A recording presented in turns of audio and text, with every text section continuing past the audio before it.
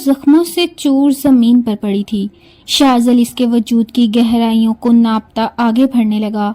تم اس حویلی کے ہر مرد کی پیاس بجھاؤ گی، مزاحمت کرو گی تو خود ہی تکلیف اٹھاؤ گی، اس لیے چپ چاپ بات ادھوری تھی کہ زامن شاہ ہوائی فائر کرتا اندر داخل ہوا۔ اس لڑکی سے خون بہا کا بدلہ میں خود لوں گا، تم دور رہو۔ زامن اسے اٹھائے اپنے بیڈ روم میں لایا اور نرم بستر پر ڈالتے اس کے وجود کو سہلانے لگا کہ اس کے ہاتھ۔ نیلوفر شاور لے کر واش روم سے نکلی تو چمکتی نگاہوں سے کمرے میں بکھری نئی خریداری کا سامان دیکھ رہی تھی۔ کل فرسٹ ایئر کا لاسٹ پیپر دے کر وہ فارغ ہوئی تو بھرپور نیند کے بعد اب اپنے شوق پر دھیان دینے والی تھی۔ اس کے گھنے چمکدار بالوں سے پانی کی بوندیں ٹپک کر اس کے جسم کو بھگو رہی تھیں۔ خوبصورت گرے رنگ کی آنکھوں پر گھنی لمبی پلکیں سایہ فگن تھیں اور خوبصورت تراشیدہ سرخ لب مسکرا رہے تھے۔ آنکھیں بند کر کے اس نے پرسکون فضا میں طمانینت سے بھرپور سانس لیا تھا کہ اسی پل اس کی ماں فرخندہ بی بی کافی اجلت اور پریشانی سے کمرے میں داخل ہوئی تھیں۔ نیلو میری بچی، جلدی کرو، یہاں سے نکلو اور دائی ماں کے گھر میں جا کر چھپ جاؤ۔ اپنی ماں کے اس اچانک حکم پر وہ بوکھلا کر رہ گئی تھی۔ مگر امی اچانک کیا ہو گیا اور آپ مجھے کس سے چھپانے کی کوشش کر رہی ہیں؟ کچھ تو پتا چلے۔ نیلو اپنی ماں کی پریشانی پر حیرت میں مبتلا ہو رہی تھی۔ غضب ہو گیا بیٹا، بہت بڑا غضب ہو گیا۔ تمہارے بھائی کی جذباتی طبیعت نے ہمارے برے دنوں کا در کھول دیا ہے۔ دلاور نے کسی بات پر جھگڑتے ہوئے غصے میں نواب غضنفر شاہ کے لڑکے پر گولیاں چلا دی ہیں۔ ایک دو بھی نہیں، بہت ساری گولیاں مار کے غضنفر شاہ کے سب سے لاڈلے چھوٹے بیٹے کی زندگی کو خطرے میں ڈال دیا ہے اور اس وقت وہ ہسپتال میں موجود ہے۔ مجھے نہیں پتا کہ اس کا کیا ہوگا۔ تمہارا بھائی وہاں سے فرار ہو گیا ہے اور اب اگر شاہ صاحب کے بیٹے کو کچھ ہو گیا تو میں بیوہ اور کمزور کیسے تمہیں جرگے سے بچاؤں گی؟ تم مزید سوال مت کرو اور جلدی چلو اور دعا کرو وہ لڑکا زندہ بچ جائے تاکہ تم بھی محفوظ رہو۔ فرخندہ بی بی نے کھڑے کھڑے دماغ لڑا کر بیٹی کو محفوظ کرنے کے لیے کافی جاندار منصوبہ بندی کر ڈالی تھی، مگر انسان کی منصوبہ بندی بھی اکثر دری کی دری رہ جاتی ہے کہ سب سے بڑا منصوبے بنانے والا خالق کائنات کا رب ہے جو ہر چیز پر قادر رکھتا ہے، جو ہر چیز پر قدرت رکھتا ہے۔ ابھی نیلو اپنی ماں کے منہ سے نکاح کی خبر سن کر کچھ کہنے ہی والی تھی کہ بیرونی دروازہ پوری قوت سے دھڑدھڑایا جانے لگا اور ساتھ ہی داد بخش اونچی آواز سے بولا، دروازہ کھولو بی بی، جلدی کرو، میں بختیاریہ کا دوست فضل ہوں۔ اس کی آواز سن کر لرزتے دل کے ساتھ فرخندہ بی بی نے آگے بڑھ کر دروازہ کھول دیا اور چہرہ ڈھانپ کر کھڑی ہو گئی۔ فضل بھائی کیا ہوا؟ سب خیریت تو ہے؟ وہ پریشان سی خیر کی دعا کر رہی تھی۔ خیر نہیں ہے، شاہ سائی کا جوان بیٹا دلاورے نے مار ڈالا۔ شاہ سائی اور ان کے خاندان کے باقی لوگ بہت غصے میں ہیں اور اس گھر کو آگ لگانے کی خواہش رکھتے ہیں۔ میں نے ان کے پیر پڑ کے بہت مشکل سے انہیں روکا ہے۔ اس مسئلے کا ایک ہی حل ہے کہ ان کی کہے بنا ہی لڑکی جرگے میں پیش کر دی جائے، اس طرح آپ کا بیٹا بچ سکتا ہے اور اس بچی کی آزمائش بھی شاید کچھ کم ہو سکے۔ اگر آپ لوگوں نے انکار کیا تو وہ لوگ خود اس بچی کو اپنے ساتھ گھسیٹ کر لے جائیں گے اور پھر میں بھی کچھ نہیں کر پاؤں گا، اور پھر دلاور کی زندگی بھی بچ پائے گی یا نہیں کوئی نہیں جانتا۔ بختیار میرا بہت اچھا دوست تھا اور اسی کی خاطر میں آپ لوگوں کی مدد کرنا چاہتا ہوں۔ کہیں شاہ صاحب خود تو میری بیٹی سے نکاح نہیں کر لے گا۔ نکاح کا سن کر نیلو کی ماں کے دل پر ہاتھ پڑا تھا۔ اس بارے میں ابھی کچھ نہیں کہہ سکتا، بس ابھی تو وہ لوگ اس کو لے کر جانے کا ارادہ رکھتے ہیں۔ فضل نے لا علمی کا اظہار کیا تھا۔ نیلو کو اس کی ماں نے جرگے میں پیش ہونے کا کہتے ہوئے اس کے پیروں میں اپنی چادر ڈال دی تھی۔ تو جرگے میں پیش ہو جا میری بچی، تیرے پیر پکڑتی ہوں، ایک ماں کی فریاد سن لے اور اپنے بھائی کی زندگی کی خاطر خود کو پیش کر دے۔ میرا بدبخت بیٹا میرا واحد سہارا ہے۔ اپنی ماں کی سنگدلی دیکھ کر وہ بے یقینی سے رونے لگی۔ امی اپنے بیٹے کو سزا سے بچانے کے لیے میرا سودا کر رہی ہیں، میں بھی تو آپ کی سگی بیٹی ہوں، آپ میرے ساتھ اتنا ظلم کیسے کر سکتی ہیں؟ نیلو کی آنکھوں میں کرب کا ایک جہان آباد تھا۔ مجھے معاف کر دینا میری بیٹی، ابھی تم جذباتی ہو رہی ہو، میری مجبوری کو نہیں سمجھ سکتی، کچھ وقت میں تم سب کچھ سمجھ جاؤ گی، ابھی میں جو کہہ رہی ہوں تم وہ کرو۔ فرخندہ بی بی نے قطعیت سے بات ختم کر دی تو نیلو نے مزید کوئی مزاحمت کرنے کی بجائے خاموشی سے ہتھیار ڈال دیے تھے اور اس کے جھکے سر سے اس کی دلی کیفیت کا اندازہ کرتی فرخندہ بی بی نے دل پر پتھر رکھ کر نیلو کو بڑی سی چادر اڑائی تھی اور شکایتی نگاہوں سے ماں کو دیکھتے ہوئے افسردہ سی اپنے کمرے پر الوداعی نگاہ ڈال رہی تھی، جہاں پر اس کا بہت شوق سے خریدا گیا کچھ سامان ابھی تک ان پیک پڑا تھا۔ اس نے تو ان کو سیٹ بھی نہیں کیا تھا۔ ابھی تو وہ کچھ کرنے والی تھی، اعلیٰ تعلیم حاصل کرنے کے بعد ایک ماہر ڈاکٹر بننا چاہتی تھی۔ مستقبل کے حوالے سے اس نے بہت کچھ سوچا تھا، مگر یہ کبھی نہیں سوچا تھا کہ ایک روز ہر خوشی کو اپنے ہاتھ سے قبر میں دفن کر کے ہمیشہ کے لیے ہر رشتے سے محروم ہو کر انجان لوگوں کے درمیان ذلیل ہونے کے لیے جانا پڑے گا۔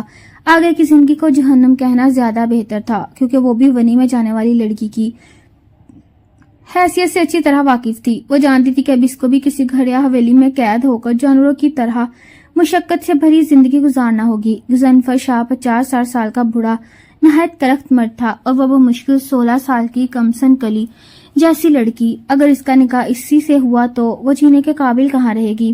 بس چلتی سانسوں تک زندہ لاش کی مانند غلام کی زندگی جیے گی، اور اپنے ارمانوں کا خون ہو جانے پر اس کا دل غم سے کرلا رہا تھا۔ شدت غم سے سرخ پڑتی آنکھوں کو سختی سے میچ کر خود کو آنے والے حالات کے لیے تیار کرنے لگی، اور خاموشی سے سر جھکا کر اپنے گھر سے باہر نکل گئی تھی۔ اور فرخندہ بیگم نے وہ مشکل اپنی سسکیوں کا گلا گھونٹ کر بیٹی کی حفاظت کے لیے رب سے دعا کی تھی، یا اللہ، کائنات کا سارا نظام تیرے حکم کے تابع ہے، تو چاہے تو سب ہو سکتا ہے، میری بیٹی کے نصیب میں خوشیاں اور سکون بھر دے میرے رب، تو اس کی حفاظت فرمانا۔ اور ایک ماں کی دعا 70 ماؤں سے زیادہ پیار کرنے والا رب کیسے رد کر دیتا؟ البتہ ہر دعا کی قبولیت انسان کے حسب منشا نہیں ہوا کرتی۔ غضنفر شاہ کے بندے اس شاہ کو شاہ حویلی لے گئے تھے۔ یہ ایک عالیشان حویلی تھی جس کے در و دیوار دیو قامت تھے، اور ان سے وحشت ٹپک رہی تھی۔ اس حویلی میں قدم رکھتے ہی سامنے کھڑے غضنفر شاہ نے قہر برساتی نگاہوں سے نیلو کی جانب دیکھا تھا، جس کے بھائی نے ان کے جوان بیٹے کو موت کے گھاٹ اتار دیا تھا، اور یہی وجہ کافی تھی۔ تبھی وہ تیزی سے آگے بڑھا تھا اور نیلو پر جھپٹ پڑا، اس کے چہرے کو آہنی شکنجے میں جکڑا، اور چادر سے ٹکے ہونے کے باوجود بھی غضنفر شاہ کی نفرت بھری گھوریوں کو اندر تک محسوس کر رہی تھی، اور پھر اس کے چہرے پر ایک زوردار تھپڑ پڑا تھا جس سے وہ چکرا کر زمین پر منہ کے بل گر چکی تھی۔ اس کی چادر سر سے سرک گئی تھی، ہونٹوں سے خون بہہ نکلا، اور آنکھوں کے سامنے اتنا زوردار تھپڑ پڑنے پر تارے ناچ رہے تھے۔ وہ زمین پر گری اپنی قسمت پر افسوس کر رہی تھی، آنکھیں خشک تھیں، مگر اس پل ایک لات پوری قوت سے لہراتی ہوئی اس کے پیٹ پر پڑی تھی، اور وہ درد کی شدت سے تھرا اٹھی، پھر بے اختیار گھٹڑی کی طرح اکٹھی ہو کر خود کو ٹھڈوں کی بارش سے بچانے کی کوشش کر رہی تھی۔ وہ چیخنا چاہتی تھی، مگر آواز گلے میں دب کر رہ گئی تھی۔ خوبصورت آنکھوں سے سیل رواں جاری ہو گیا تھا، مگر غضنفر شاہ کے غصے میں کمی آنے کی بجائے شدت آتی جا رہی تھی۔ مار مار کر اس نازک وجود کو ادموا کر دیا تھا، اور اس ہنگامے پر رفتہ رفتہ حویلی کے باقی افراد بھی وہاں جمع ہو رہے تھے، اور سب کے سب اس معصوم لڑکی کو نفرت بھری نگاہوں سے دیکھ رہے تھے۔ البتہ شہزاد شاہ نے آنکھوں ہی آنکھوں میں اس کے بدن کا ایکس رے کرتے للچائی نگاہوں سے اس کو دیکھا تھا۔ یہ لڑکی وہ پہلے بھی کئی بار کالج میں آتے جاتے دیکھ چکا تھا، مگر اپنے خاندان کے نام پر کوئی داغ نہیں لگ سکتا تھا، اس لیے مجبور تھا۔ مگر اب تو میں بھی اس کے حسین سراپے کو خراج تحسین پیش کر سکتا ہوں۔ اب مجھے کون روکے گا؟ اور جب گھر میں قدرت کا انمول شاہکار موجود ہو تو باہر آنکھیں سینکنے کی بھی کیا ضرورت ہوگی؟ حویلی میں چھوٹے بھائی کا جنازہ ابھی موجود تھا، مگر وہ ہر بات کا لحاظ بھلائے نیلو کی آمد پر دل سے خوش ہو رہا تھا، اور خباثت سے بھرپور منصوبے بنا رہا تھا۔ یہ لڑکی میرے انتقام کی آگ کو ٹھنڈا کرے گی، اس کو کسی کوٹھ میں بند کر دو، آج شام ہی اس کا نکاح ہوگا، تاکہ یہ کبھی یہاں سے بھاگنے کی کوشش نہ کرے۔ غضنفر شاہ کے الفاظ پر شہناز بیگم نے خطرے کی بو محسوس کی تھی۔ یہ لڑکی نہ صرف کمسن تھی بلکہ بے پناہ حسن کی مالک ہونا بھی اس کے حق میں جا سکتا تھا، اور اس عمر میں سوتن برداشت کرنا شہناز بیگم کے لیے ایک نیا امتحان ثابت ہو سکتا تھا، اور شہناز بیگم کو ہر حال میں اس عذاب سے بچنا تھا۔ ایک ملازمہ نے تقریباً گھسیٹ کر اس کو کاٹ کباڑ والے پرانے اور اندھیرے کمرے میں لے جا کر بند کر دیا تھا۔ شام کے قریب نوفل شاہ کا جنازہ اور تدفین کی گئی، جس پر اس کی ماں کا غم کی شدت سے دل پھٹنے والا ہو رہا تھا۔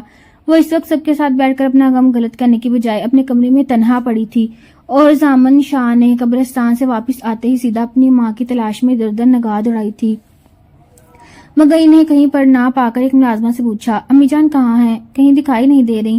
اس کے چہرے پر اپنی ماں کے لیے پریشانی صاف ظاہر تھی۔ بڑی بیگم اپنے کمرے میں ہے شاہ سائیں، ملازمہ نے ادب سے جواب دیا، اور وہ مزید کچھ کہے سنے بنا تیزی سے کمرے کی جانب بڑھ گیا، اور حال میں بیٹھی خواتین میں سے کسی نے گہری نگاہوں سے زامن شاہ کا دور تک پیچھا کیا تھا اور نخوت سے سر جھٹک دیا۔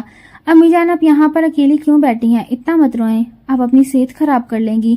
زامن شاہ نے نرمی سے ماں کو باہوں کے حصار میں لیتے سر پر بوسہ دیا، اور کافی دیر تک اپنے دل کا غم ختم کرنے کی خاطر رو رو کر ہلکان ہو چکی ماں کو خاموش کروانے لگا۔ بس صبر کریں، اس کی زندگی اتنی ہی تھی، اور پھر ہم سب نے ایک روز چلے جانا۔ اپنا سے بچھڑنے کا دکھ تو بہت ہوتا ہے، مگر ہمیں صبر کرنے کا بھی حکم دیا گیا، یہی اصل آزمائش ہوتی ہے۔ آپ کو اپنے شہزادے کے لیے سکون کی دعا کرنی چاہیے۔ اب اس کو ہمارے آنسوں کی نہیں بلکہ ہماری دعائیں اور اعمال ہی بچا سکتے ہیں۔ وہ ہمیشہ ایسے ہی ہر موقع پر صبر اور حوصلے کا مظاہرہ کرتا، اپنی ماں کا سہارا بن جایا کرتا تھا۔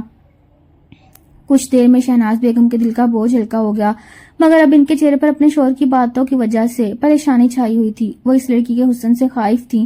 امی جان، آپ کو کیا بات پریشان کر رہی ہے؟ مجھے بتائیں۔ زامن شاہ نے ہمیشہ کی طرح اپنی ماں کے چہرے کے تاثرات فوراً بھانپ لیے تھے۔ زامن، میں اپنے بیٹے کا غم برداشت نہیں کر پا رہی، اور تمہارے بابا اس عمر میں مجھے سوتن کا درد بھی دینا چاہتے ہیں۔ ہمارے دشمنوں کی لڑکی سے نکاح کرنے کی بات کر رہے ہیں، اور وہ لڑکی بہت کم عمر ہے۔ اگر آج غصے میں تمہارے بابا اسے نکاح کر لیتے ہیں تو وہ وقت دور نہیں جب اسے میرے مقابل لا کھڑا کریں گے۔ مجھے دوہرے غم کا شکار ہونے سے بچا لو بیٹا، اپنے بابا کو اس نکاح کرنے سے روک لو، ورنہ میں مر جاؤں گی۔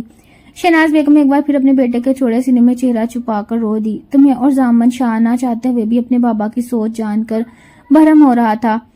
اور اب بالکل فکر مت کریں، میں سنبھال لوں گا امی جان، میں آپ کو کبھی تکلیف ہونے نہیں دوں گا۔ اس حوالے سے تو بالکل نہیں، میں ابھی بابا سے بات کرتا ہوں۔ وہ میری ماں کی مرضی کے خلاف جا کر ایسا سوچ بھی کیسے سکتے ہیں؟ وہ ماں کو تسلی دیتے ہوئے خود سے بھی جیسے عہد کر رہا تھا کہ اپنے باپ کو اس مقصد میں کامیاب نہیں ہونے دے گا۔ اور پھر تھوڑی ہی دیر بعد غضنفر شاہ کی اسٹڈی میں ان کے سامنے کھڑا تھا۔ بابا، آپ ایسا کیسے کر سکتے ہیں؟ اس لڑکی سے نکاح کرنے کی کیا ضرورت ہے؟ اس حویلی میں لا چکے ہیں، اپنی بھڑاس بھی نکال لی، اب نکاح کرنے کی ضرورت نہیں۔ میری ماں پہلے جوان بیٹے کی موت کا صدمہ برداشت نہیں کر پا رہی، آپ انہیں اس غم سے دو چار کرنے کا سوچ رہے ہیں۔ وہ غصے سے چہرہ سرخ لیے مٹھیاں بیچ رہا تھا۔ نکاح کرنا ضروری ہے، جرگے کا یہی فیصلہ ہوا ہے۔ یہ لڑکی خون بہا میں آئی ہے، اور خون بہا کے طور پر ونی ہونے والی لڑکی کو بغیر نکاح کے نہیں رکھ سکتے۔ یہ ونی کا پہلا اور سب سے اہم اصول ہے، اور اگر تمہیں اس نکاح سے اعتراض ہے تو میں کوئی خوشی سے اس نکاح کے لیے راضی نہیں ہوا۔ مجھے اس لڑکی میں اس کے علاوہ کوئی دلچسپی نہیں کہ یہ میرے نوفل کے خون کے بدلے ونی ہو کر آئی ہے، اور اس حویلی میں ملازمت سے بھی بدترین زندگی گزارے گی، اور میرا جب جی چاہے گا اسی طرح اس کی خال ادھیڑ کر رکھ دوں گا۔ بس اس کے علاوہ کوئی حیثیت نہیں ہوگی اس لڑکی کو میری زندگی میں یا اس حویلی میں۔ پھر بھی تمہارا دل مطمئن نہیں ہو رہا تو تم اس سے نکاح کر لو، میں اس سے بھی خوش ہو جاؤں گا۔ غضنفر شاہ نے نہایت اطمینان سے سگریٹ کا دھواں فضا کے سپرد کیا تھا۔ میں کیوں کسی معمولی گھر کی لڑکی سے شادی کروں؟ آپ اچھی طرح جانتے ہیں کہ میں پہلے سے نکاح والا ہوں اور اپنی منکوہا سے محبت کرتا ہوں۔ زامن شاہ باد اپنی طرف آتے دیکھ کر اس پوری طرح اچھلا جیسے کسی بچھو نے ڈنگ مار دیا ہو۔ تو بیٹا تم ہی بتاؤ پھر کیا کریں؟ میں اب کسی اور کی منت کروں کہ ہمارے نوفل کے خون بہا میں آئی لڑکی کو ہم حویلی میں جگہ نہیں دے سکتے، اس لیے خدا کے واسطے کوئی اس سے نکاح کر لے۔ اور سب سے اہم بات یہ، اگر ہم خاندان کے کسی دوسرے شخص کے ساتھ اس لڑکی کا نکاح کرتے ہیں تو وہ لوگ اس کو اپنے ساتھ لے کر جانا چاہیں گے، جس سے ہم اپنا غلط کرنے کا موقع کھو دیں گے، اور ایسا میں ہرگز نہیں چاہتا۔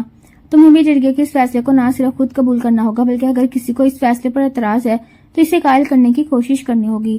مجھ سے سوال جواب کرنے کی کوئی ضرورت نہیں، دوسری صورت صرف یہی ہے کہ میں ہی اس سے نکاح کروں۔ غضنفر شاہ مضبوطی سے اپنی بات پر ڈٹ کھڑے ہو گئے تو وہ غصے سے مٹھیاں بھیجتے ہوئے اپنے باپ کے چہرے کو بغور جانچ رہا تھا، جبکہ ماں کی بے چینی اور آنسو اس کو پریشان کر رہے تھے۔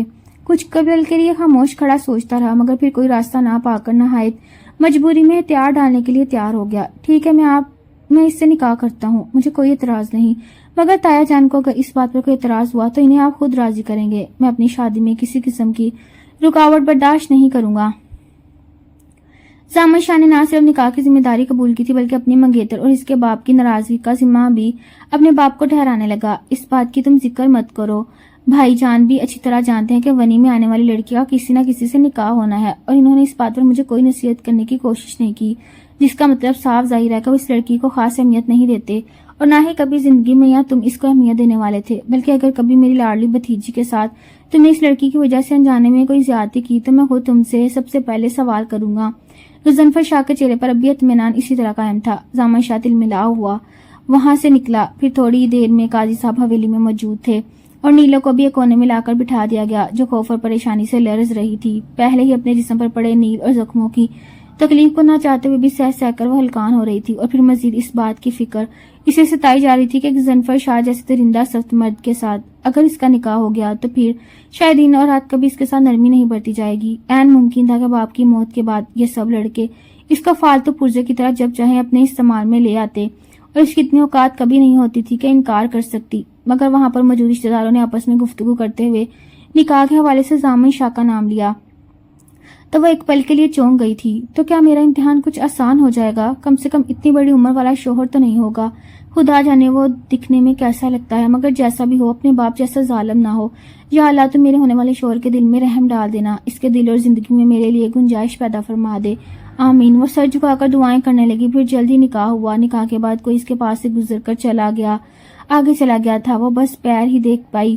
یقینی طور پر یہ شخص میرا شوہر ہوگا، وہ اندازے لگا رہی تھی. حالانکہ یہ بہت خوش ہونے یا ایسی باتیں سوچنے کا ہرگز نہ تھا، مگر غضنفر شاہ کے رویے نے اس کو بری طرح خوفزدہ کر دیا تھا، اور یہی وجہ تھی کہ اسے جان چھوٹ جانے پر وہ بے اختیار خوش ہو رہی تھی، جبکہ دوسری جانب زامن شاہ اس فیصلے پر بری طرح سے بنایا ہوا تھا اور ایک ہی بات سوچے جا رہا تھا کہ اب اس کو کیسے سمجھائے گا، جو اس کے لیے اتنی پوزیسو تھی کہ کسی کو بھی اس کے قریب آتا یا ہنس کر بات کرتا دیکھ نہیں سکتی تھی.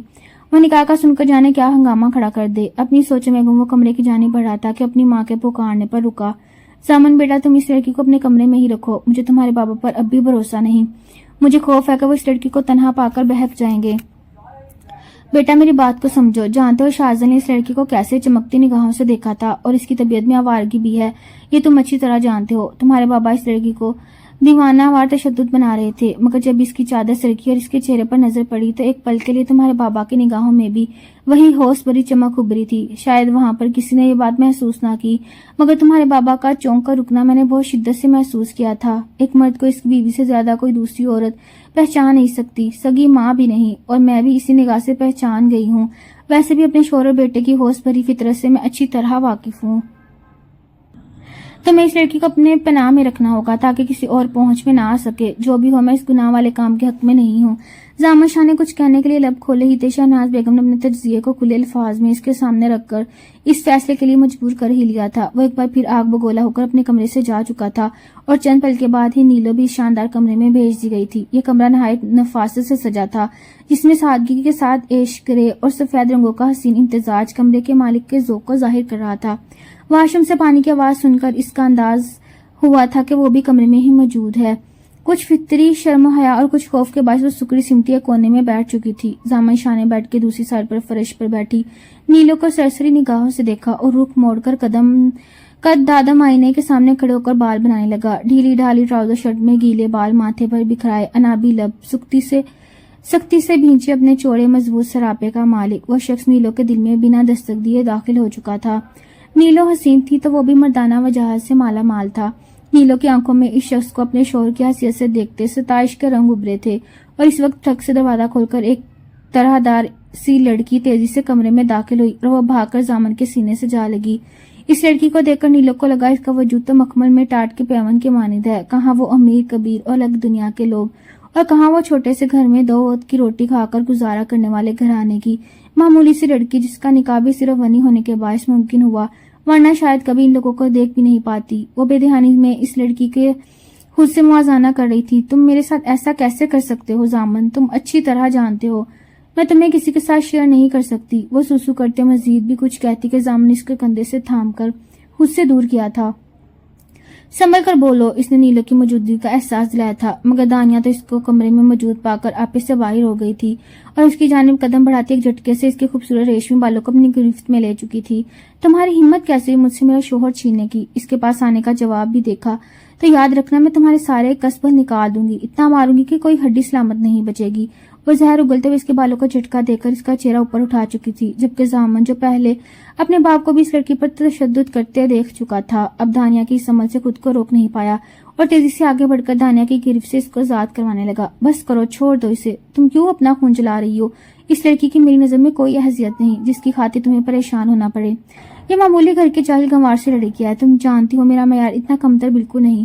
میں اپنے معیار سے ہٹ کر کچھ نہیں چاہتا. زامن شاہ نے اس کو نرمی سے کندھے سے تھام کر اس سے دور کیا جو ذلت کے شدید ترین احساس زمین میں گڑی جا رہی تھی. سچ کہہ رہے ہو نا؟ کہیں ایسا تو نہیں تمہیں اس پر ترس آ رہا ہو اس لیے مجھے بہلا رہے ہو؟ اگر ایسا ہے تو یاد رکھنا میں کبھی تمہیں معاف نہیں کروں گی. اس کی آنکھوں میں جیسے خون اتر چکا تھا. میرا یقین کرو میری جان، میں تم سے محبت کرتا ہوں، کسی اور کے بارے میں سوچ بھی نہیں سکتا. یہ بات تم بھی اچھی طرح جانتی ہو، پھر اتنی بے یقینی کیسی؟ وہ اپنی میٹھی باتوں میں دانیہ کھل جا رہا تھا. ٹھیک ہے تم پر یقین، بے یقین مجھے، مگر اس چنڈال پر یقین نہیں کر سکتی. اس کو اس کی حد میں رکھنا اور اس قالین سے ایک قدم آگے مت بڑھنے دینا. وعدہ کرو مجھ سے کبھی اس پر ترس کرنے کی کوشش مت کرنا، سمجھے؟ وہ یقین کر کے بھی بے یقین میں تھی اور بیڈ سے دور قالین کی جانب اشارہ کرتے ہوئے جیسے زامن کے ساتھ خود کو بھی اس لڑکی کی حد کا یقین دلانا چاہتی تھی۔ ایسا ہی ہوگا، تم بے فکر ہو جاؤ، اگر کسی نے تمہیں یہاں پر دیکھ لیا تو مسئلہ کھڑا ہو جائے گا۔ زامن نے بات کو کمال ہوشیاری سے گھما دیا کہ وہ احساس ہی نہیں کر پائی۔ تم ٹھیک کہتے ہو، چاچی تو پہلے ہی ہر وقت مجھ سے ناراض رہتی ہیں، یہ تو چاچو کی سپورٹ ہے کہ وہ کچھ نہیں کر سکتی، صرف گھورتی رہتی ہیں۔ ایسا نہ ہو کہ اس حویلی میں اپنا اکلوتا ووٹ کھو دوں۔ وہ نم آنکھوں کے ساتھ مسکرا کر تیزی سے واپس پلٹ گئی تھی اور یہ جانے بغیر کہ شہناز بیگم اس حویلی میں سب پر کنٹرول رکھتی تھی، سب ان کی بات مانتے تھے، وہ تو بس اپنی اولاد اور شوہر کی خوشی میں خاموش رہتی تھی۔ دانیہ کے کمرے سے نکلتے ہی زامن شاہ نے نیلو کی جانب رخ کیا تھا جو اپنے آنسو پونچھ چکی تھی اور کافی مطمئن دکھائی دے رہی تھی۔ تم بھی یہ بات اپنے ذہن میں بٹھا لو، تم سے نکاح کرنا میری مجبوری تھی اور اپنے کمرے میں جگہ دینا بھی میری مجبوری تھی۔ کسی خوش فہمی میں مت رہنا، دانیہ سے میرا نکاح ہم دونوں کی مشترکہ خوشی ہے اور میری بیوی کی حیثیت بھی اس کے علاوہ کسی کو بھی نہیں ملے گی۔ وہ نیلو کی آنکھوں میں امید کے رنگ دیکھ چکا تھا، اس لیے بے دردی سے اس کو آئینہ دکھاتے ہوئے عرش سے فرش پر لا پٹکا۔ نیلو کی آنکھیں یہ سن کر ایک دم سے مانت پڑ گئی تھی، وہ تو اس دھوپ چھاؤں سے اس شخص سے کئی امیدیں وابستہ کر چکی تھی۔ اس کو لگنے لگا تھا کہ اس کی زندگی آسان ہو جائے گی اگر اسی طرح میرا شوہر میرے اوپر تشدد کرنے والے ہر ہاتھ کو روک دے گا، وہ میری حفاظت کرے گا تو کبھی کسی تکلیف سے دوچار ہونا نہ پڑے گا، تو بھی کوئی مذائقہ نہیں۔ ایک بار پھر سے مکمل طور پر نا امید ہو کر رہ گئی اور زامن شاہ اس کے تلخ حقیقت کی دنیا میں گھسیٹ کر خود سکون سے بستر پر بیٹھ چکا تھا۔ نیلو قالین پر ہی سکڑ کر گھٹنوں میں سر چھپائے بے آواز آنسو بہاتی چلی گئی، مگر کبھی کبھی تکلیف سے بے حال ہو کر اس کی سسکی نکلتی، اس کے رونے کی آواز کمرے کی خاموشی میں صاف سنی جا سکتی تھی۔ کچھ دیر برداشت کرتے رہنے کے بعد زامن شاہ چڑ کر اٹھا تھا، مگر اس سے پہلے کہ اس کو ڈانٹ کر یا ڈرا کر دھمکا کر خاموش ہونے کو کہتا، اس کے سردی میں ٹھٹھرتے وجود کو دیکھ کر شرمندہ ہو گیا، کیونکہ وہ خود بستر پر گرم لحاف اوڑھے سکون سے سو رہا تھا، جبکہ نیلو بنا کسی بستر اور لحاف کے سکڑتی جا رہی تھی اور خاموشی سے اٹھ کر ڈریسنگ روم کی جانب بڑھ گیا۔ کچھ دیر بعد واپس آیا تو اس کے ہاتھ میں ایک لحاف تھا اور قالین پر ایک لحاف وہ پہلے ہی ڈال چکا تھا۔ نیلو کو خاموشی سے ہاتھ سے پکڑ کر کھڑا کیا اور بستر پر چھوڑ کر لحاف اس کو دیا اور واپس پلٹ گیا تھا۔ اس کے بعد ہر روز یہی معمول ہوتا تھا۔ نیلو دن بھر حویلی میں شہناز بیگم کے حکم پر کچن میں مصروف رہتی اور رات کو خود ہی اپنا نرم گرم بستر بچھا کر پرسکون سے سو جاتی، جہاں وہ خود کو محفوظ محسوس کرتی۔ شہناز بیگم اس کو اپنے شوہر اور چھوٹے بیٹے کے پہنچ اور نظروں سے غیر محسوس طریقے سے بچا کر رکھتی تھی، البتہ خود اس پر کبھی کسی قسم کی نرمی نہیں برتی، بات بات پر کم حیثیت اور قاتل کی بہن ہونے کا تانا دیتی، جب دل کرتا بھلا جھجک دو چار تھپڑ اس کے منہ پر چڑھ دیتی، غرض اس کو بھر طرح سے آزادی اور سکون سے محروم رکھتی۔ اور پھر ایک روز موقع ملتے ہی فضل نے اس کو حویلی کے پچھلے دروازے سے باہر جانے کا راستہ دکھا دیا اور وہ دھڑکتے دل کے ساتھ تیز تیز قدم اٹھاتی سیدھا اس کنویں پر جا رکی جہاں پر اس کی ماں روز پانی بھرنے کی غرض سے آتی تھی۔ پچھلے چند روز جب اس نے اپنی ماں کے بغیر گزارے تو اس کو اپنی ماں کی قدر ہو رہی تھی اور ہر پل ماں کی یاد اس کے دل میں گہرا اثر ڈالتی، اس کو پہچان کر رہی تھی۔ اس نے مکمل طور پر خود کو اپنی بڑی چادر میں چھپا لیا تاکہ کوئی اس کو پہچان نہ پائے۔ اگر کسی کو اس حویلی سے باہر موجود ہونے کی خبر ہو جاتی تو اس پر ایک نئی قیامت ٹوٹ پڑتی، شاید زندگی میں دوبارہ کبھی اس کو حویلی سے باہر نکلنے کا موقع بھی نہ ملتا۔ اپنی ماں کو آنکھوں کے سامنے کنویں کے قریب جا کر اس کی آنکھیں بے اختیار بہنے لگی۔ اس کو پہلے روز سے اپنی ماں سے سخت گلہ تھا کہ میری ماں نے خود غرضی کرتے ہوئے پہلا کر بیٹے کی جگہ قربان کر دیا۔ میری ماں کو میری کوئی پرواہ نہیں، صرف اور صرف اپنے بیٹے کی جان عزیزی، ورنہ کبھی میرے ساتھ ایسا ظلم نہ کرتی۔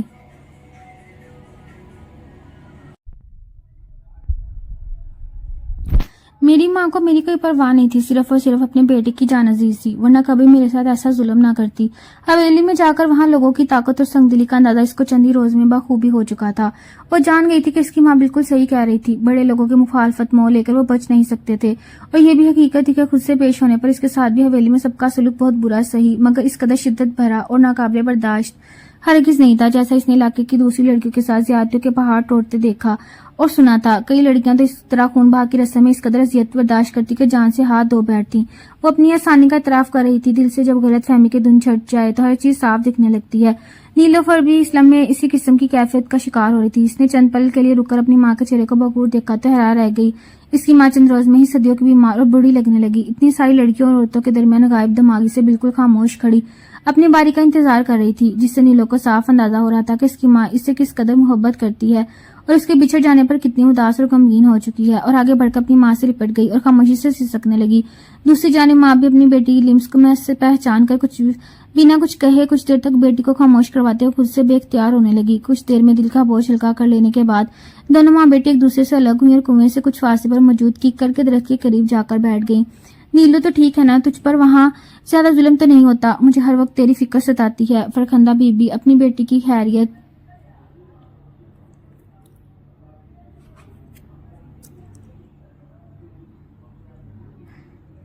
پوچھتے پوچھتے ایک بار پھر سے رو پڑی اور نیلو اپنی ماں کو اس حالت کو دیکھتے اپنی سوچوں پر شرمندہ ہو رہی تھی. کتنی غلط اندازے لگا چکی تھی وہ جب اس کی ماں ایک پل اس کو یاد کرتے رو کر گزارتی تھی. میں ٹھیک ہوں امی, آپ کو بھی فکر کرنے کی ضرورت نہیں. آپ جانتی ہیں میرا نکاح بڑے شاہ سائیں سے نہیں بلکہ ان کے بیٹے سے ہوا, اور وہ بھی بہت برا انسان ہے, مگر کم از کم مجھے تکلیف پہنچانے کے لیے ہاتھ استعمال نہیں کرتا اور میری تذلیل بھی ہر وقت نہیں کرتا. مگر بڑے شاہ سائیں نے مجھے حویلی میں داخل ہوتے بری طرح سے مارا تھا, اور اتنے ہجوم میں سے کوئی بھی آگے بڑھ کر شاہ سائیں کو روکنے والا نہیں تھا. مجھے مارنے کے ساتھ ساتھ تانے دیتے میری تذلیل بھی کرتے رہے. امی, میں نے پہلے ہی دن بہت زیادہ حقارت و نفرت کے ساتھ مار پیٹ بھی برداشت کی, مگر اس روز کے بعد سے شاہ سائیں کے گھر والی نے مجھے صرف کچن کے کام تک محدود کر دیا, اور رات کو میں اپنے شوہر کے کمرے میں ہوتی ہوں. اس طرح میں سب کی نظروں سے محفوظ ہوں, کسی کے غصے اور نفرت کا شکار نہیں ہوتی. البتہ شہناز بیگم کا جب جی چاہتا ہے مجھے خوب باتیں سنا دیتی, اور اپنی ماں کو پریشان نہ ہونے کا کہہ کر بھی اپنی تکلیف اور خود پر بیتی داستان لفظ ب لفظ سنا رہی تھی. بیٹا, خدا کا شکر ادا کر کے اس نے اتنا بڑا معجزہ کیا, اور تیری شادی بڑے شاہ سے نہیں ہوئی. تو نہیں جانتی بوڑھا ہونے کے ساتھ ساتھ شاہ صاحب نہایت ظالم بھی ہے. میں تجھے پہلے روز آگ میں ڈال کر رو چکی تھی, مگر جب مجھے یہ خبر ملی کہ تیرا نکاح شاہ سائیں کے بڑے بیٹے سے ہوا تو مجھے کچھ تسلی ہوئی. اب تیری سزاؤں میں آدھے سے بھی زیادہ کمی ہوئی ہوگی, ورنہ پتہ نہیں آج میں اپنی بیٹی سے مل بھی سکتی یا نہیں. فرخندہ بی بی کی آنکھیں بار بار بھیگ رہی تھی. ایسے کیوں کہتی ہو امی؟ باپ ہو یا بیٹا دونوں ایک جیسے ہی تو ہیں, بس ان میں سے اتنا فرق ہے کہ باپ بوڑھا ہے اور وقت مارتا پیٹتا رہتا ہے, جبکہ بیٹا جوان ہے اور باتوں سے میری تذلیل کرتا ہے. ابھی تو اس کی شادی بھی ہونی ہے, اور اس کی ہونے والی بیوی اس سے بھی زیادہ خوفناک ہے, جس نے سامنا ہوتے مجھے بری طرح سے مارنا شروع کر دیا تھا. اس کے ساتھ میری زندگی کیسے آسان ہو سکتی ہے؟ بس میں نصیب کے لکھے پر صبر کر کے بنا کوئی امید باندھے جیے جا رہی ہوں. نیلوفر مکمل طور پر مایوس ہو چکی تھی اور اداسی سے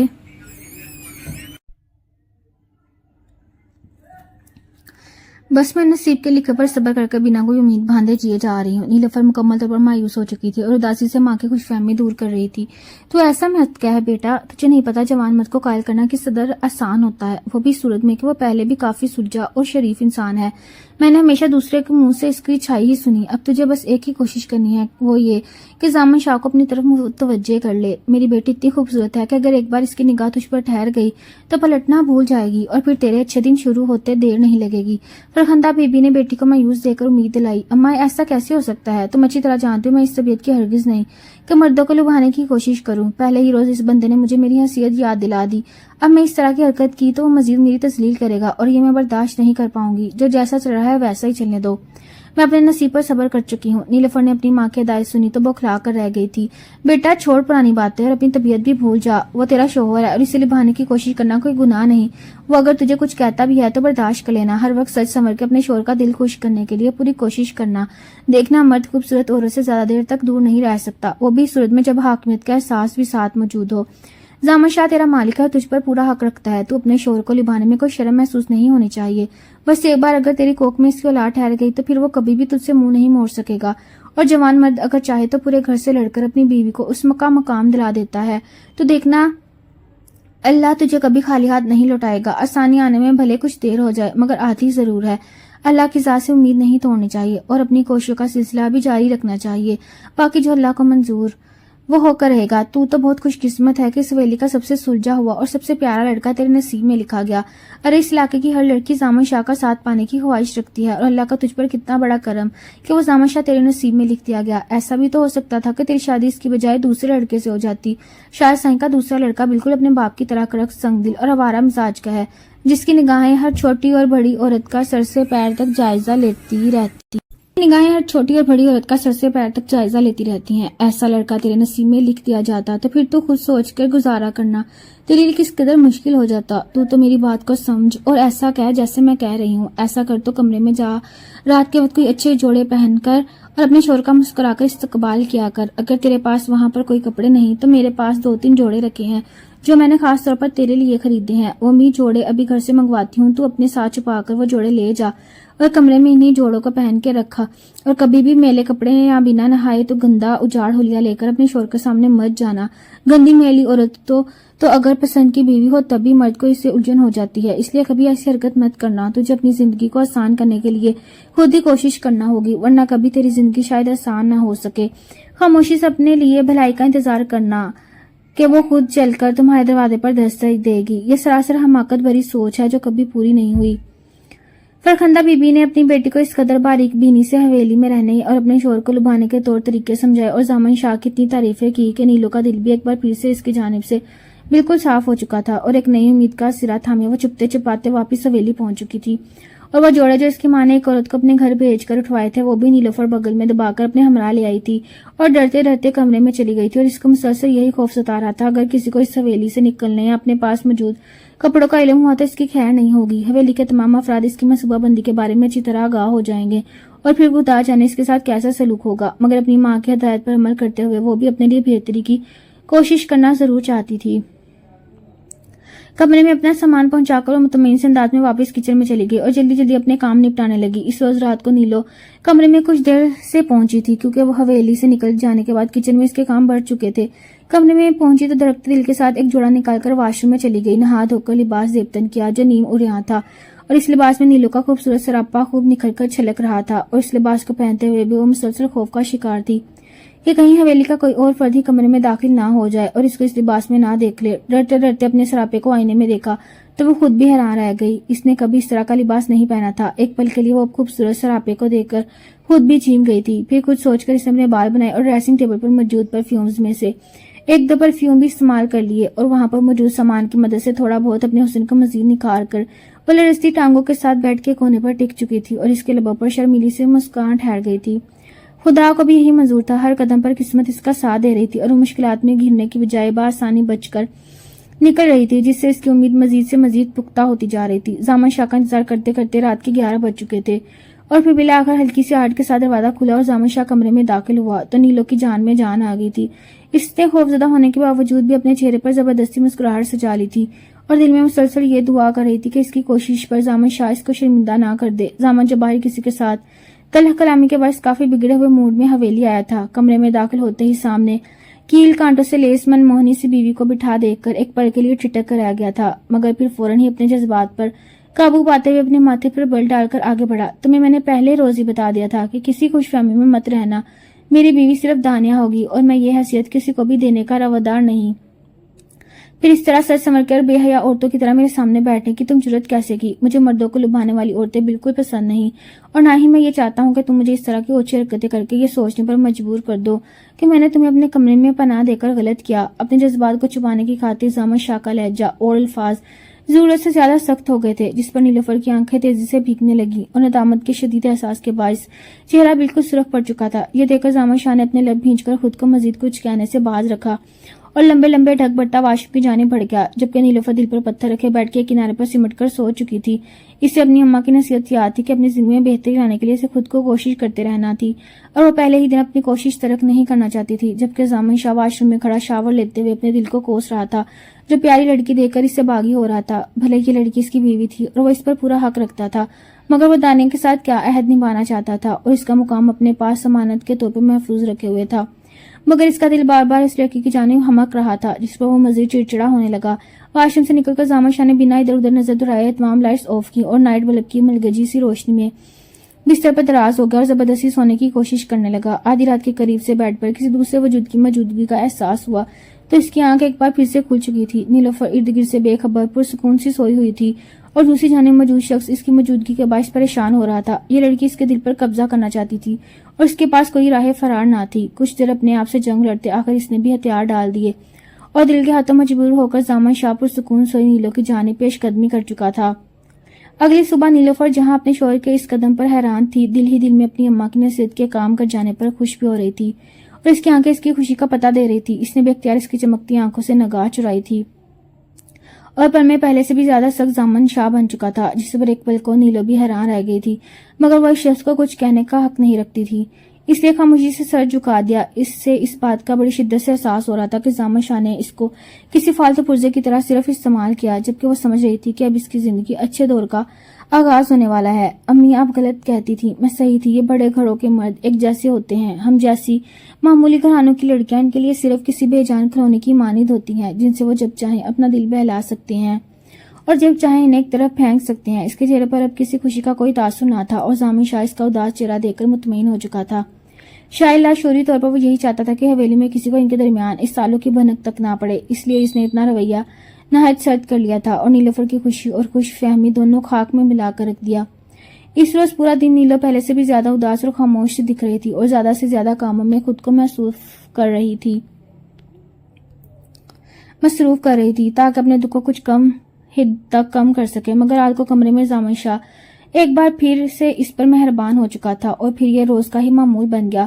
دن میں سب کے سامنے نہایت کرخت اور سنجیدہ سا دکھنے والا زامن شاہ رات کے وقت کمرے میں نیلوفر کے ساتھ نہایت نرمی اور محبت سے پیش آتا تھا۔ کچھ روز کے بعد آنیا کا دوبارہ چکر لگا تو اس نے زامن شاہ کو نہایت سنجیدہ تاثرات لیے لاپرواہ سا دیکھا اور نیلوفر کے چہرے پر بھی پہلے سے زیادہ اداسی اور آنکھوں میں ہر طرح کی چمک مانند پڑی دیکھ کر وہ بڑی مطمئن ہو چکی تھی اور اس بات پر یقین کرنے لگی تھی کہ زامن شاہ صرف اور صرف اس کا ہے اور کبھی کسی دوسری عورت کی جانب نگاہ نہیں کر سکتا۔ اور زامن شاہ دانیہ کو دیکھ کر بہت محبت اور لگاوٹ کا اظہار کر رہا تھا، اس کے ساتھ ہنس کر باتیں کرتا اور خوشی سے کہہ کے لگاتا۔ زامن شاہ جہاں دانیہ کو خوش گمانی میں مبتلا کر رہا تھا، وہاں نیلوفر کے دل کے زخم تازہ ہونے لگے۔ پورا دن حویلی کے باقی تمام افراد بھی آتے اور جاتے رہتے، مگر زامن نے ایک لمحے کے لیے بھی دانیہ کو اکیلا نہیں چھوڑا تھا۔ اس روز زامن نے اس حویلی سے باہر جانا بھی جیسے گناہ سمجھ لیا تھا۔ دانیہ کے لیے اس کی محبت کے یہ نظارے نیلوفر نے بہت شدت سے محسوس کیے تھے اور اس کا دل کٹ کر رہ گیا تھا، مگر رات کو کمرے میں داخل ہوتے ہی زامن شاہ اس کے ساتھ بھی ایک بار پھر سے نرمی اور اپنائیت سے پیش آ رہا تھا، جس پر نیلوفر اپنی ہی ذات پر استہزاء سے ہنس رہی تھی۔ اور تو یہ تھی تمہاری اوقات جس کو تم اپنی کامیابی سمجھ بیٹھی تھی نیلوفر، تم یہ کیوں بھول گئی کہ تم ایک معمولی گھرانے کی لڑکی تھی جس کو زامن شاہ نے پہلے ہی روز آئینہ دکھا دیا۔ امی کی باتوں میں آ کر تمہیں نئے خواب سے جانے نہیں چاہیے جن کی کرجیاں آج ہر روز تمہارے دل کی چھلنی کرتی ہیں۔ نیلوفر خاموشی سے رخ موڑے آنسو بہاتے ہوئے خیالوں سے خود سے باتیں کر رہی تھی اور اس طرح دن بھر کام زیادہ ہونے کی وجہ سے تھکاوٹ کے باعث چند لمحوں میں ہی نیند کی وادیوں میں اتر چکی تھی۔ دن اسی طرح اداس اور بے رونق گزر رہے تھے۔ اس حویلی میں اس کے 3 مہینے پورے ہو چکے تھے، مگر ایک دن بھی اس کے لیے مکمل طور پر خوشیوں بھرا یا پرسکون نہیں تھا۔ ہر دن جانوروں کی طرح محنت مشقت کرتے گزر جاتا اور رات کو اپنے ہی نصیبوں پر روتے ہوئے تھک کر سو جاتی۔ اگلی صبح پھر سے وہی روٹین دہرائی جاتی، البتہ اس میں تبدیلی ہر بار صرف تب ہوتی جب دانیہ اپنے منگیتر کو اور سسرال والوں سے ملنے کے لیے حویلی میں پہنچ جاتی تھی۔ اس روز کھانوں پر پہلے سے زیادہ اہتمام کیا جاتا اور حویلی کا ہر فرد دانیہ کو بھرپور انداز میں خوش آمدید کرتا، البتہ شہناز بیگم کا رویہ کچھ لیا دیا سا محسوس ہوتا۔ ایک روز دانیہ کے واپس جانے کے بعد رات کو زامن شاہ کی نرمی اور اپنائیت کے ڈرامے پر نیلوفر خود کو روک نہیں پائی اور روتے ہوئے گلا کر بیٹھی۔ آپ کو سب سے چھپ کر کمرے میں اس طرح دکھاوا کرنے کی کوئی ضرورت نہیں، جیسے آپ دن میں سب کے سامنے ہوتے ہیں رات میں بھی ویسے ہی رہ سکتے ہیں، اور آپ دانیہ سے محبت کرتے ہیں اور وہی آپ کی بیوی بننے کے قابل ہے، تو پھر میرے ساتھ گزاری کرنے کی ضرورت نہیں۔ میں اپنی زندگی کے روز و شب آپ لوگوں کے تانے سہتے اور مار کھاتے ہوئے بھی صبر سے گزار لوں گی اور کبھی گلہ نہیں کروں گی۔ زامن شاہ جو اسے باہوں کے گھیرے میں لیے اس کے خوبصورت بالوں کے ساتھ کھیل رہا تھا، اس کی بات پر ایک پل کے لیے تھمس آ گیا اور پھر ماتھے پر بل ڈالتے ہوئے اسے کندھوں سے تھام کر اپنے سامنے کیا اور طنزیہ انداز میں مسکراتے ہوئے اس کی جانب دیکھا۔ میں نے تمہیں پہلے روز بتا دیا تھا کہ میرے لیے بیوی کی حیثیت صرف اور صرف دانیہ کے لیے ہے، اور تمہیں میں نے اپنے بستر پر آنے کی اجازت بھی نہیں دی تھی، مگر تمہیں خود ہی سنور کر میرے بستر کی زینت بننے کا شوق تھا۔ اب جب میں تمہارے شوق کو پورا کرتا ہوں تو ابھی تمہیں اعتراض ہے۔ اگر تمہیں یہ سب نہیں چاہیے تھا تو پہلے ہی شروع نہ کرتی۔ اب جب تمہارے شوق پورے ہو رہے ہیں تو خاموشی سے جو جیسے چل رہا ہے چلنے دو۔ بہت جلد دانیہ رخصت ہو کر اس گھر میں آ جائے گی، پھر اس کمرے میں تم اپنی مرضی اور آزادی سے زندگی گزار سکو گی۔ زامن شاہ نے شفقت کی انتہا کرتے ہوئے نیلوفر کو آئینہ دکھایا اور اس کی مزاحمت کو نظر انداز کیا، اپنی خواہش پوری کی اور ناگواری سے رخ پھینک کر سو چکا تھا، جبکہ نیلوفر ان حالات کا مقابلہ کرتے کرتے تھک چکی تھی اور پھوٹ پھوٹ کر رونے لگی۔ اس کا صبر اور حوصلہ جواب دیتا جا رہا تھا، مگر تبھی اس کی زندگی میں اتنا بڑا موڑ آیا کہ ایک پل کے لیے سبھی دنگ رہ گئے۔ دانیہ اب تقریباً ہر ہفتے ایک بار ضرور چکر لگاتی اور پورا دن نیلوفر کو جتاتے ہوئے زامن شاہ کے ساتھ مستیاں کرتی اور اپنے ناز نخرے اٹھواتی، جانے اپنی کون سی حس کو تسکین پہنچاتی۔ اس روز بھی حویلی میں سب لوگ دوپہر کے کھانے پر جمع تھے اور نیلوفر حکم کے مطابق تیزی سے کچن سے برتن وغیرہ ٹیبل پر سجا رہی تھی، مگر اچانک اس قدر زور سے چکر آیا کہ چکرا کر زمین پر گری اور بے ہوش ہو گئی۔ زامن شاہ اس کو دیکھ کر آگے بڑھنا چاہتا تھا، مگر سب کی نظروں میں آ کر نیلو کی مشکلات میں اضافہ نہیں کرنا چاہتا تھا، اس لیے خود پر ضبط کڑے پہرے بٹھائے بے بسی سے زمین پر پڑی نیلو کو دیکھ رہا تھا، جس کے چہرے کا رنگ خطرناک حد تک زرد پڑ چکا تھا اور تکلیف کے آثار بھی اس کے چہرے سے صاف دکھائی دے رہے تھے۔ شہناز بیگم جو اس کو 2 گھڑی سکون سے ٹکنے بھی اجازت نہیں دیتی تھی، اس وقت اس کو بے ہوش پڑا دے کر انسانیت کے ناطے 2 ملازموں کو بلایا اور ان کی مدد سے اس کو کمرے میں پہنچایا، ساتھ ہی لیڈی ڈاکٹر کو بھی بلوا لیا گیا۔ دانیہ بڑے صبر سے اہتمام ظاہرے دیکھ رہی تھی، اس کا بس نہیں چڑھ رہا تھا کہ وہ ایک ہی بار میں اس چڑیل کا گلا دبا کر اس کو دور کہیں کسی کھائی میں پھینک آتی، جس نے بے ہوش ہو کر ایک ہی پل میں سب کچھ سب کی توجہ بھلے نفرت اور حقارت بری سہی مگر اپنی جانب مبذول کر لی تھی، اور دانیہ شاہ جیسی مغرور، نکچڑی اور حد سے زیادہ لاڑی لڑکی سے یہ سب کچھ برداشت کرنا مشکل ہو رہا تھا۔ لیڈی ڈاکٹر نے چیک اپ کے بعد جو خبر سنائی، اس نے حویلی کے تمام افراد کو پیروں تلے سے زمین کھینچ لی۔ بہت مبارک ہو، یہ ماں بننے والی ہے مگر بہت کمزور ہے، اس کی خوراک اور آرام کی بے حد ضرورت ہے، ورنہ ماں اور بچے دونوں کی جان کو خطرہ لاحق ہو سکتا ہے۔ لیڈی ڈاکٹر اندر کی حقیقت جانے بغیر پیشہ ورانہ انداز میں مسکرا کر ہدایت دیتی جا رہی تھی، اور دواؤں کی لمبی لسٹ جس میں ملٹی وٹامنز اور دوسرے نیوٹریشنل سپلیمنٹس بھی شامل تھے لکھ کر دیے، اور سختی سے یہ دعائیں اور خوراک کے ساتھ ریسٹ کی ہدایت دے کر وہاں سے چل دی۔ زامن شاہ جو اب تک اپنے اور نیلوفر کے درمیان تعلق کو ہر ایک سے چھپا کر رکھے ہوئے تھا، اس اچانک خبر پر سب سے نظریں چرا رہا تھا، جبکہ دانیہ شاہ تو ہتے سے اکھڑ چکی تھی، اور اس نے اچانک چپل کی طرح جھپٹ کر چیل کی طرح زامن شاہ کا گریبان پکڑ لیا اور جاہل عورتوں کی طرح چلانے لگی۔ تمہاری ہمت کیسے ہوئی میرے ساتھ اس طرح دھوکہ بازی کرنے کی؟ تم تو مجھ سے وعدہ کر چکے تھے، تمہاری بیوی کا درجہ میرے علاوہ تم کسی دوسری عورت کو نہیں دو گے، مگر ایک خوبصورت لڑکی کمرے میں میسر ہونے کے بعد کون مرد خود کو قابو میں رکھ سکتا ہے؟ تم نے بھی اپنے کردار کی گواہی خود دے دی کہ تم بھی دوسرے مردوں کی طرح ایک گھٹیا اور ہوش پرست مرد ہو، جس کا ہر دن اپنی منگیتر کے ساتھ وفا کے وعدے کرتے گزرتا اور رات بستر پر دوسری عورت کے ساتھ گزرتی۔ میں تم سے شدید نفرت کرتی ہوں اور تمہاری شکل بھی دیکھنا نہیں چاہتی۔ یہ سب ہونے کے بعد تمہارے ساتھ شادی کرنے کا بھی سوچ نہیں سکتی۔ میں تو اس کاغذی نکاح کو بڑی مشکل سے برداشت کر رہی تھی، مگر اب ایک بچے کے باپ کے ساتھ شادی کرنا میری توہین ہے۔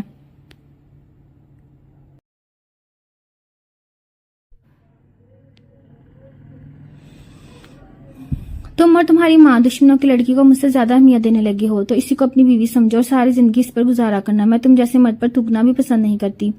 دانیہ شاہ نے آج ہر طرح کی لگی لپٹی رکھے بغیر اپنا اصل روپ سب کے سامنے کھل کر واضح کر دیا، جس پر زامن شاہ بالخصوص زنفر شاہ حیرت سے منہ کھولے۔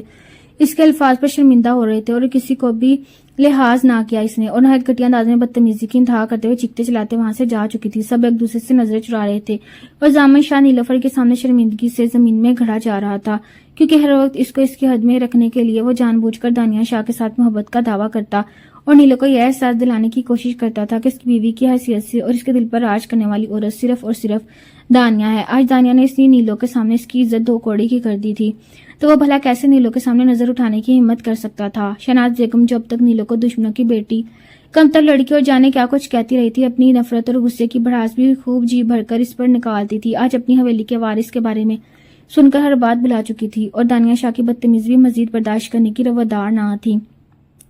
اسے اپنا فیصلہ سنا دیا، آج کے بعد اس حویلی میں کوئی بھی دانیہ شاہ کو میری بہو کی حیثیت سے نہیں دیکھے گا۔ میں نے فیصلہ کر لیا، اور اس جیسی بدتمیز لڑکی کو میں نے زامن شاہ کی خاطر اب تک برداشت کیا، مگر آج اس نے ہر حد بھلا کر ثابت کر دیا کہ وہ شاہ حویلی کی بیٹی ضرور ہے مگر بہو بننے کی بالکل حیثیت نہیں رکھتی۔ میری بہو صرف نیلوفر ہی ہوگی، میں جس نے ہر زیادتی برداشت کی صبر سے۔ میں نے اپنے بیٹی کی موت کا بدلہ ضرورت سے بھی زیادہ پورا کر لیا ہے اور ابھی حویلی کی وارث دینے والی ہے، تو پھر میں چاہتی ہوں کہ آپ سب لوگ بھی اس کو شاہ حویلی کی سب سے بڑی بہو کے طور پر قبول کر لیں، اور بھلے اس کا اپنی ماں اور بھائی سے دوبارہ رابطہ نہیں ہوگا، مگر اس حویلی میں اب اس کو ملازمہ کی حیثیت سے رکھنا، اس کی تذلیل کرنا میں بالکل گوارا نہیں کروں گی۔ زامن تم بھی کان کھول کر سن لو، اس کی خوراک اور آرام میں کسی بھی طرح کی کمی نہیں رہنی چاہیے۔